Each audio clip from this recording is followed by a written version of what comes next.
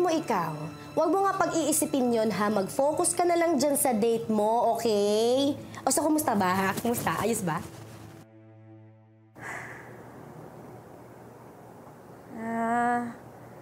Eto, okay naman. Pero syempre, na-assess ko pa kung magkakasundo kami. Oh my God! Kinikilig ako! Ikaw talaga? Ay, bakit ha? Hindi mo pwedeng kiligin ha? Tumigil ka nga dyan. Alam mo ikaw, sige na nga. Babush na nga muna, mag-focus ka na dyan, mag-date ka na dyan, okay? Ay nako, sige na. Bye!